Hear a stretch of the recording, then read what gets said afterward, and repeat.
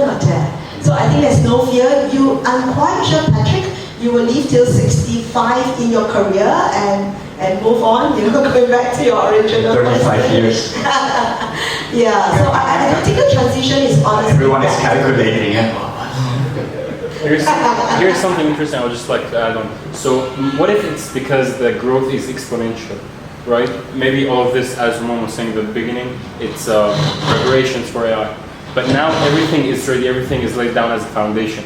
Now the growth is going to speed up the process, so it won't be as slow as before. So instead of, I don't know, 20, 30 years, it's going to be 5 or even less. Especially that many of the things still take time in preparations. But now the preparation is there, so what do you think? What's going to happen now? The growth time is not going to take as much as we think, so are we actually ready? For me, are we actually ready? I think, again, startups is probably where they are more ready, right? Because you have less legacy, less things, burdens that you need to manage at the back end, and less size of the ship to steer. And I think that's why for you lead the business, then you lead the industry in being able to get others to be ready. Because in a big organization, to make a change is slow, right? And it's inevitable that it's slow. Therefore, how does the startup then offer services to be able to assist the bigger companies to make that switch? Perhaps that's the answer, and it's a complementary way. We don't have to work alone, which is why I keep talking about collaboration, right? Very interesting. Yeah. I just come up with one question. Sounds for me quite interesting when we talk about soft skills, because now we see, even if we look into the room here, we see like if we compare genders, we have very few female attendees only.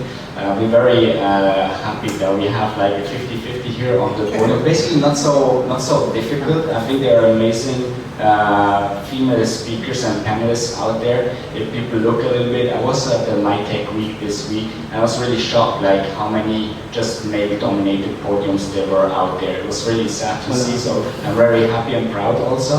And therefore I also have like a dedicated question, like Klaus Schwab, the founder of the World Economic Forum, states in his book, The Fourth Industrial Revolution, that his point of view is that currently we have many male-dominated jobs that will go away, like engineering jobs and this kind of things.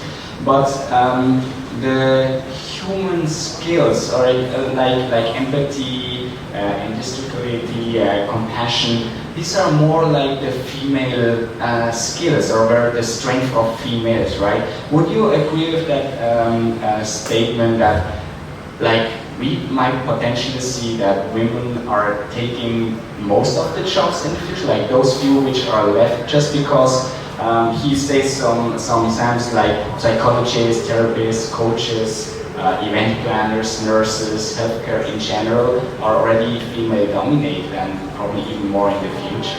How you see that? Maybe let me start, and then we can have different point of views here. So personally, for me, is yes, usually females are a little bit more in touch with that part of us, but I believe that we all bring different skill sets to the table, and that is would females then dominate or lead the next leap? To me, it has always been the case. Yeah, it's just whether it's visible or not, right? Right, so it's not a question because it has always been the case. Yeah, it's just that now it becomes a little bit more visible. With the engineering skills, I don't think it's male. It is the males who are in civil engineering, for example, or certain other lines of engineering. But when you look at the complete project of what's being done, actually the impact is a lot driven by the females, right? Without the female element, none of those projects will work. And if you look at home, none of the males are able to really manage themselves at home either, right? So to me that's apparent, right? It's just that what is more visible in the market, that's all.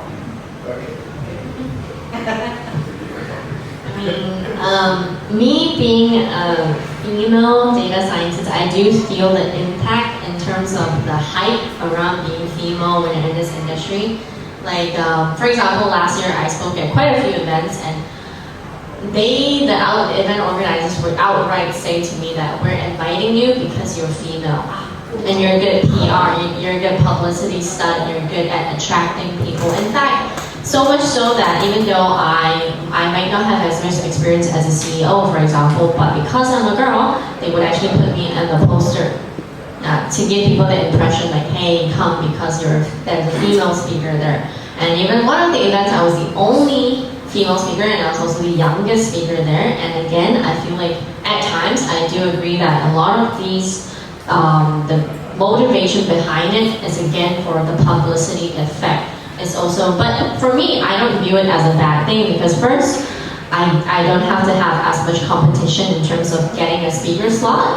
Second one is that from my aspect is I do think that it's a very good way to empower the younger generation so that they can see me. Because like a lot of people you see in the United States as well, they always like, I want, for example, with colored people, for example, you don't see them on TV, you don't see them in movies, and then we always complain about the lack of representation. So the same thing applies with the working world, is that females, it's not like we're not there. It's not like there are no female actresses. It's not like there are no female directors. It's just that we're not given the exposure because as much as times are changing, we still do live in a somewhat patriarchal society. Which again is not a bad thing, it's just that it's how it was and we're slowly transitioning to a more equal level in terms of the balance of genders. And I would like to use that as an advantage and be like, oh great, I'm going to use that opportunity to push it forward so that in the future if there are any females who come up to me and say that, hey, do you think that I have what it takes to do these things? Instead of me saying like, oh, is it you're a girl so you can do it, or you're a guy you can do it, I'm just like, do you have the skills to do it? If you have it, it doesn't matter your gender. Even in this time and age, gender is no longer binary, as you know. Like, I don't know how many genders there are anymore, so I'm just going to say genders in general. So I mean, there are two.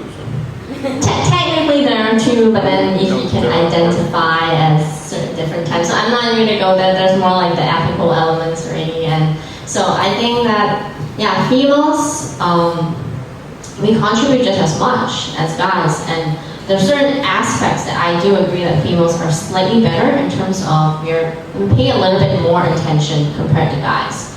And it's just because maybe we are more detail-oriented.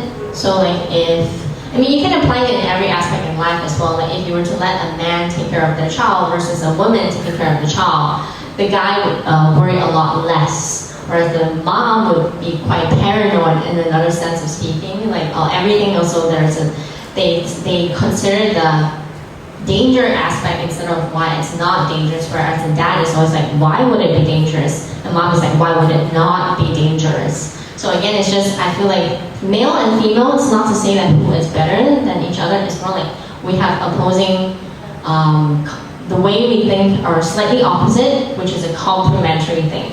Yeah. So with management, you're going to have male-dominated managements, but it's not to say that there are not female staff in the management level as well, And we're lucky, I think Malaysia, we're very lucky whereby when it comes to hiring, there is no obvious gender bias, no obvious gender, yeah. But in countries like Japan and Korea, it is very, very obvious where they view female as a burden to the company. The fact that you're pregnant is like, oh, we have to fire you if you get pregnant. And from a female perspective, it's just ridiculous. We're carrying a child, we're producing the next generation, and you view us as a burden. So again, it's a cultural thing, It's not a skill aspect anymore, it's a culture thing, it's a mindset thing. So nothing against men, though. I mean, I do have a father, and I love my dad. So. Yeah. But Homam, what do you think? Sounds not too bad for us also, right? Yeah. It looks like AI is taking over the male-dominated jobs, and then only females have to work because only they can do the jobs.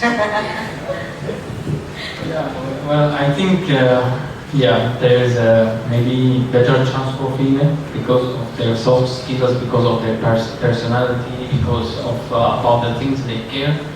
So yeah, like a lot of those jobs, maybe construction workers, farmers, where a lot of them, lorry drivers, Grab taxi driver, because even taxi we want to go back a bit to that. So even taxi driver jump to Grab driver, all these e-hailing services, even Uber, is going to be obsolete too, because now the self-driving cars, now Tesla already launched this. So if your car is self-driving car, why would you reach office, for example, and park it? The car will go and take orders while you're sitting at the office. It makes you money. So Tesla launched that service. That will make Uber obsolete. Because now your car at night or when you're at work, when you don't need it, it go make you money. It give percentage to Tesla. And now the car become like, I don't know, your slave or something. It go and get you income. Yeah, so that, again, technology disruption happening so fast now. Every 5 years you will see something. It will make businesses, not only people, they will make businesses obsolete. Now we can see like hospitality, like in hotels, because of Airbnb, they start to lose part of the cake. You can see a lot of retailers closing down. You can see a lot of shopping malls becoming empty because they lost to e-commerce. So again, technology, AI, all of that is bringing convenience, is making things cheaper for people and faster. And that's at the end of the day what people care about. They don't care about the taxi driver lost their job or the retailer lost their business or things like that. So there is a tax. Every time we invent a new thing, we create another problem. And that's how. Thank you very much. I know we could debate about this question far longer, but I would like to slowly wrap it up. I have one more question in reference to your comments, just that you had, like, the autonomous car will become our slaves. And that's a very interesting topic also, if in general we're producing new slaves, right? Because in human history, we were quite good in making slaves. At that time was mostly other people working for us. But how now we're making AI working for us? I mean, is that like ethical or not ethical? I want to keep it short. Maybe Adeline has a lot to say with that. My question would be: do you think in the future we need something like compared to human rights and animal rights? We would also need like AI rights to protect like AI robots and this kind of things from us? Short answers. So now you can start. So you want to start? Yeah, I don't know. I mean, I think AI rights, right? I think a lot of people think why they need to have AI rights is that the reason why they even had the idea of having AI rights is so that the person who created the AI doesn't have to take responsibility for what the AI does. You can say that, oh, that AI is a legal person, a separate legal person in itself, and that it has a mind of its own, that it's conscious and all that. But I think that's just a really good reason, a really good way for the AI creators to just put the blame on the AI. Because it's like saying I am the parent and whatever my child does, it's not my problem. And just stopping it right there. But me as a mom, let's say if I were to become a parent, sure, what my child does is not me. I'm not being put at blame legally. I'm not responsible for what she does. But I also have the ethical responsibility of being,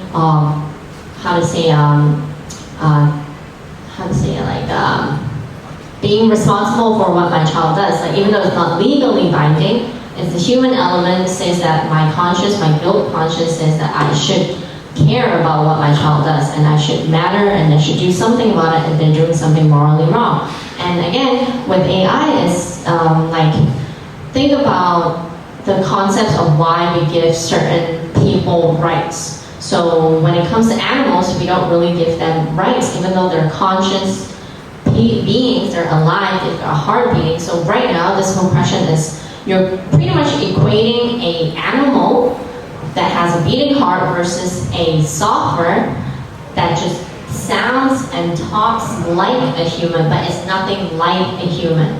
So to give an AI a separate right, it's it's a very, very far-fetched, yes. This whole concept of AI rights is with the assumption that they think and they're like a physical entity like humans itself. So until we reach that stage, then only I feel like we should really consider whether or not to give rights. But again, it is something that we created. We need to remember that AI, in essence, is just a tool. It's just a software. It's a digital creation that emulates human behavior.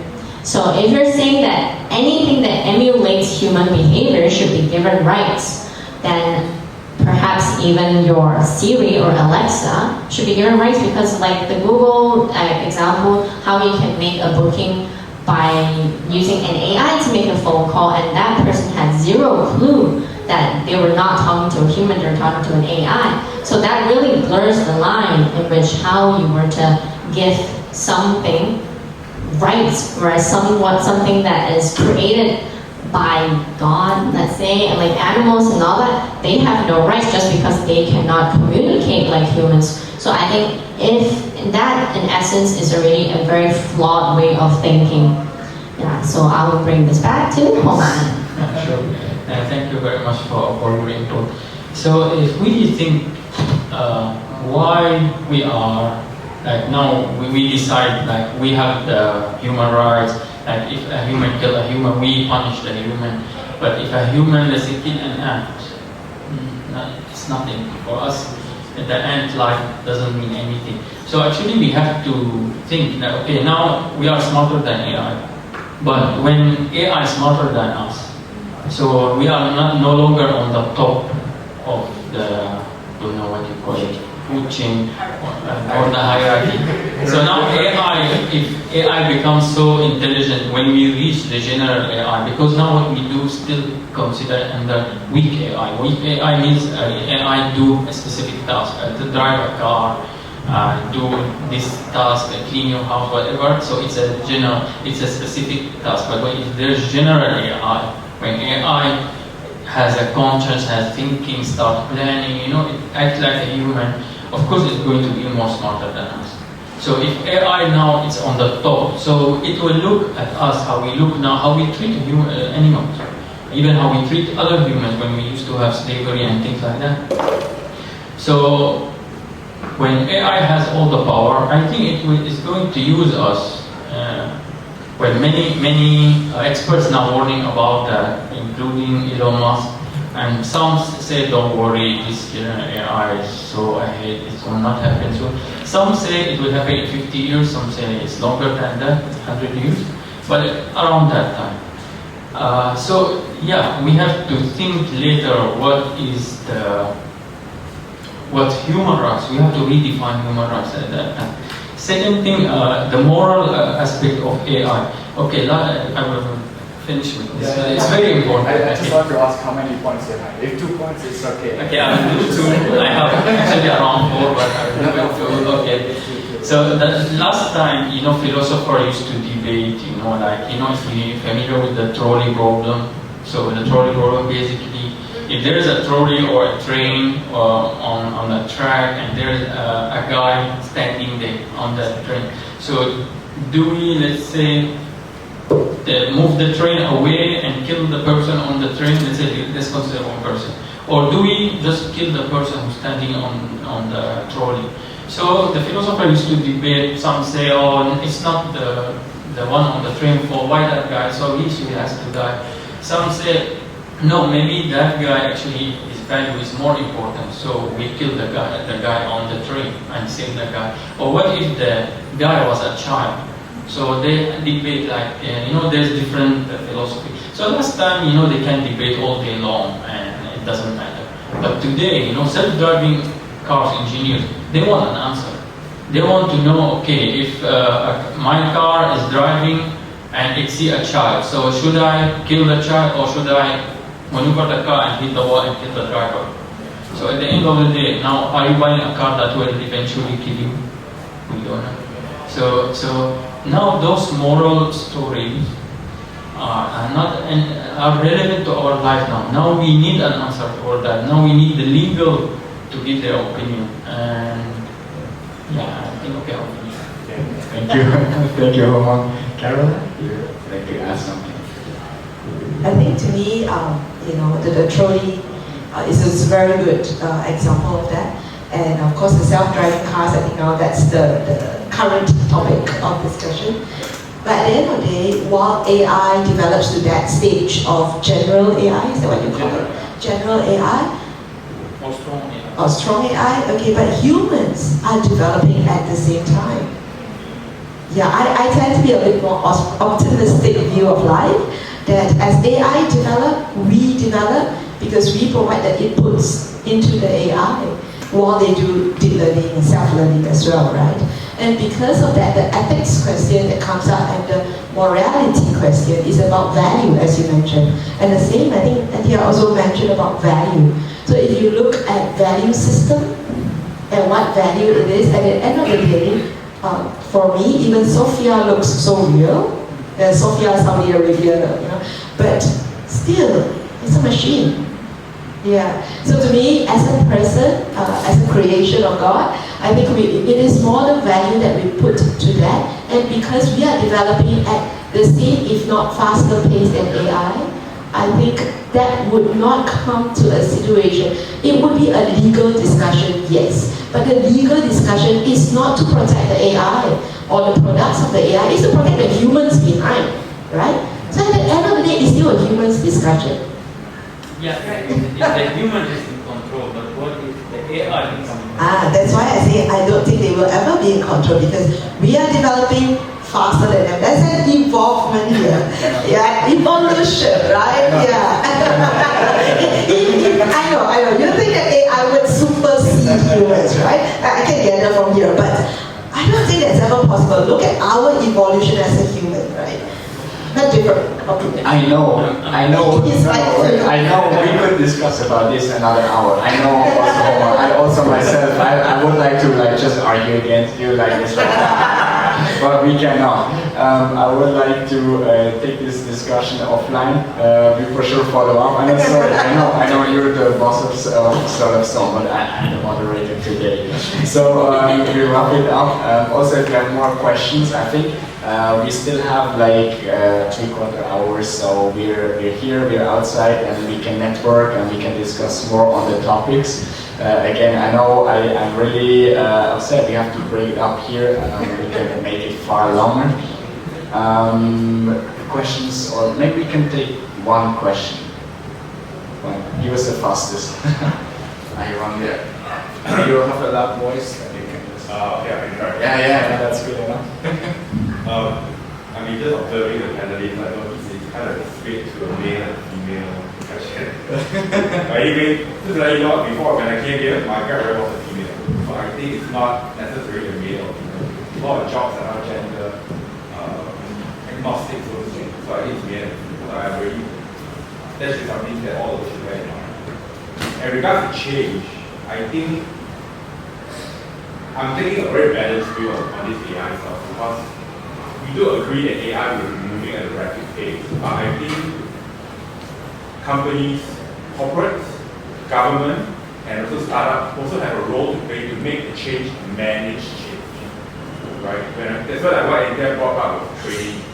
So I think while you try to institutionalize the AI solution to corporates or big corporates or companies to improve their productivity, there should be a very critical element to have these people who may lose their job transition.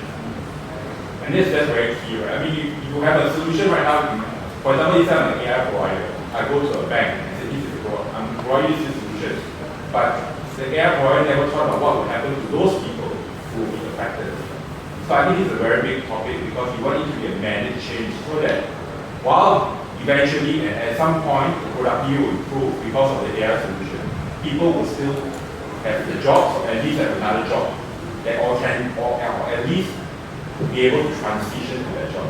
So at least it will be a managed change, so change management. Yeah, actually it's a very good point. I mean, that's why in the banks, for example, that we work with, the change is not overnight, yeah, because you have to train them in skills that you can mobilize in a different area, in a different value adding in that value chain. So, but yeah, I think again, for me, the human is very much in control and manage the change for now and for many more years to come. But yeah, I think, and honestly, if you look at financial institutions, just as a bank for an example, even fintech and all this adoption, right? Look at the adoption rate, and even when you look at digital bank, if you look at most of the studies, whether it's done by PwC, Deloitte, whoever, right?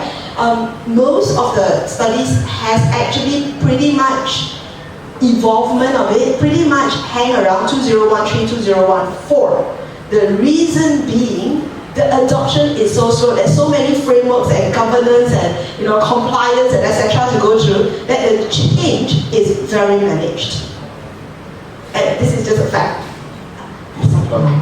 I agree with you actually. So if you're talking about the banking industry, banking industry is very slow. It's still stuck in the last century. This is honestly speaking. So yeah, if you look at banking, they are very slow. Everything is managed. Everything. I know someone from a bank here. Yeah. Well, I think they average 2 days. This is my opinion. I hate banks. Okay. So they are very slow. So it's okay. You are right there. But if you talk about other industries, they are moving at much faster speed. So back to your question, you mentioned if you are an AI provider and you want, let's say if I'm providing a service to replace the concierge or the information lady or the receptionist or whatever, I don't think it's my job to find job for her or to teach her another skill. That's the job of the government, that's the job of my employer. So yeah, that's what I want to say something. I kind of disagree that it is the job of the government or the employer. It's the job of all of us. It's the community per se. Because every time nowadays when you talk about AI, automation and such, you cannot avoid not to talk about the digital workforce, which is a very, very important topic. And nowadays when you attend conferences or do any assignment engagements of digital in nature, you have to talk and you have to address digital workforce.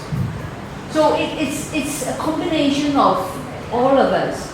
I mean, like, who's going to be the superior being, whether it's AI or it's human? I believe in a natural order of things. I'm not like religious or anything like that, but I believe in a God creating human and such. Until the time when a machine or a software can overtake human and they can co-create and make this universe turn on its heel, we will still remain relevant. That's my opinion. Because you are right, that God created human. Now we human, we are playing God. So now we're creating now new creatures. So now I think those creatures are one day going to overtake us. These are softwares that do not have spirit, they do not have feelings until they have feelings. You program feelings in them. Because feelings are chemical at the end of the day. If you look, even love, even happiness, it's all chemicals released by the brain. So any feeling actually can be simulated artificially. I can maybe make a suggestion for a book which is quite interesting. Max Tegmark. It's called Life 3.0. He debates about these questions and gives arguments for and against whether AI has feelings or conscious. What is the goal, and also gives different scenarios, like from very, very extreme, like human will be extinct by the AI because AI doesn't see any purpose for humans anymore, until human will kill AI because they just see no sense for it anymore and start where we started 2000 years ago. So a very interesting book, but cannot summarize again in this anymore in this session. Maybe one last comment or a question here. Well, I'd just like a point about artificial intelligence. Some marketing here, yes, I like that. Yeah, thanks for checking our sessions. This is Microsoft HoloLens. Okay, it's augmented reality. It's how a worker will work in the future, and how you instruct your worker. I'm in the building industry, and you're trying to make people lay bricks, cut pieces of timber and do whatever they are. You give them drawings. Workers lose drawings. And if you go to Sabah now, for example, where the government wants to build 100,000 housing units, it's not going to be very easy to get all of those workers and all of those engineers organised within that time to do the job. What you can do is have a program that you can instruct the worker through here. So, the worker... we have 1 more minute for you to demonstrate. The worker wears this. He sees in here your instruction. There's a camera here. You with your laptop can see what the worker is looking at. There are earplugs here, as it were, earphones. You can instruct the worker what to do. You have your laptop with a magic pencil. If you want to make a change, you make a change here. The worker will see what's done here. Your laptop can be here. The worker can be anywhere in the world, literally. That's it. Thank you very much. Well, sorry, what's your name? Philip. Philip, yeah. Philip, thank you very much. This is the future of work. Yeah, if you would have asked us to pitch, then we could have given you like the opportunity, because we have like we have a session to do that, for session for that. But thanks Philip for that. I think it's a very interesting solution in AR or VR. Right? Yes. AR, VR or AR? Yeah. AR. Okay, thank you very much. With that, I think we conclude this this topic. I would thank really a lot to Anthea, Carol, and Homam for making the time and sharing your knowledge, your experience. It's really amazing. I'm really impressed. And as I said, I'm sure we could have like talked like another 1 or 2 hours. So thank you very much for making it here, and please give them a big round. Of course, I also would like to thank again the audience. I hope it was helpful and interesting for you. Please give us your feedback on what you think about it. If we should like do a similar session again, a different style or whatever you like to see. Don't forget to sign up to Startup Zone social media, follow our weekly talks that we have, and again give us your feedback on how we can support you, your startups. I think I hand over the mic now. Or not the mic.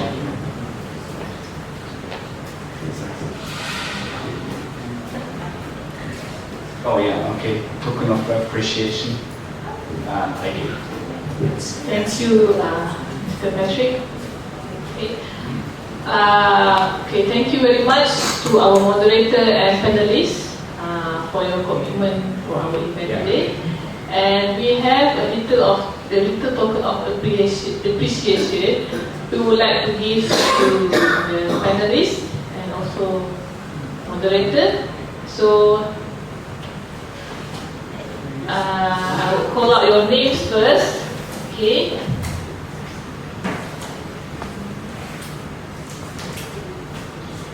Your names are supposed to be on this.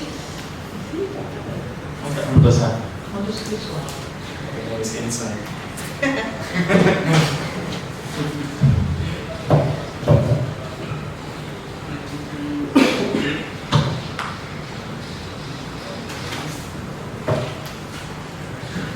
Okay, I would like to invite our moderator first, Mr. Patrick Klotz.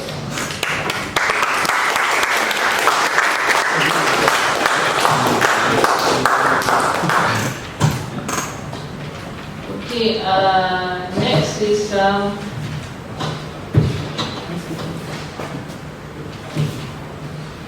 Anthea.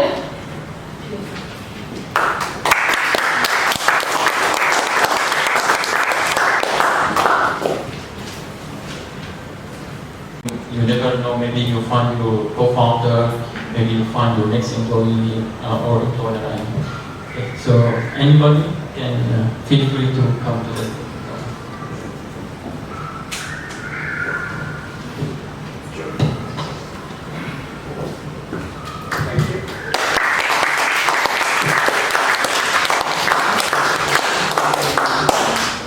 Hi, ladies and gentlemen, my name is Karun. I am basically from India, but I have been in Malaysia for like last 6 years now. I'm a resident here. I love Malaysia. My family loves Malaysia. Yeah. So this discussion, I think, is something that we hear in almost all the conferences, events, business gatherings that we go to. Will AI take on or replace humans? Will AI take away all the jobs or majority of the jobs, etc. So I think very insightful, very insightful thoughts, very insightful inputs from the panelists here. It went to an extent where it got us worried, especially your inputs there. So yeah, I'm not going to continue on the same let's say point of discussion there. However, I take this opportunity just to introduce to you my company. I am the co-founder of Psyche. Psyche stands for Scientific Keys to the Mind. It is pronounced as SCIKEY. That's Psyche for us. So Psyche is basically an AI and mind match powered talent commerce platform.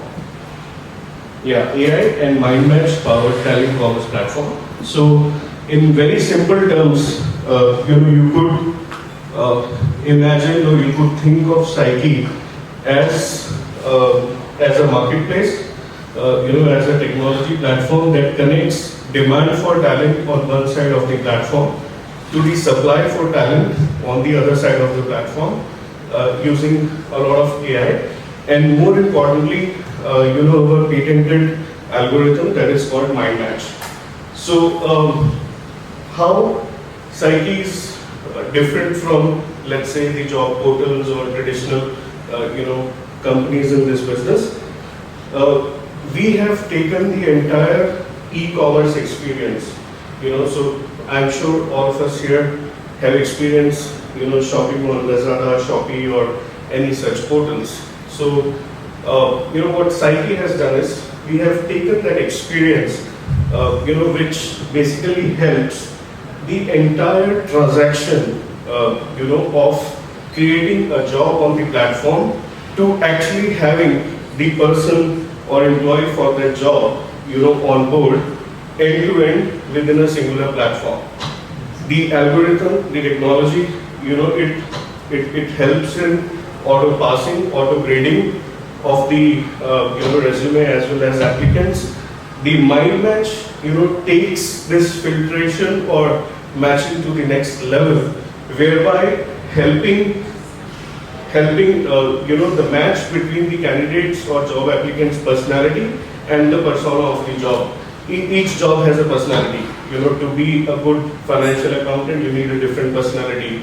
To be a rockstar head of sales, it's a different personality. So that's the essence.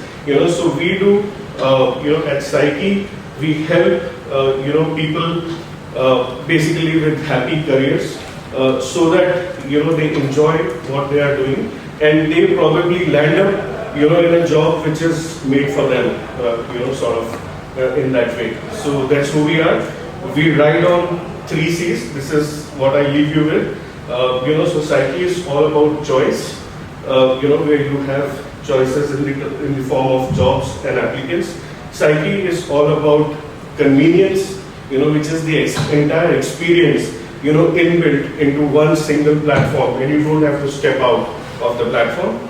And Psyche is about cost, so since it uses a lot of automation to take care of otherwise manual, functions, the cost of using Psyche, and benefiting from it for any employer is a fraction of what they would do otherwise. So choice, convenience, and cost for happy careers. Thank you. Thank you very much. I think it's good now we see AI helping matching people with better jobs. So I'd like to invite the panelists and the moderator will take a group picture, and also the audience will take all of us a picture.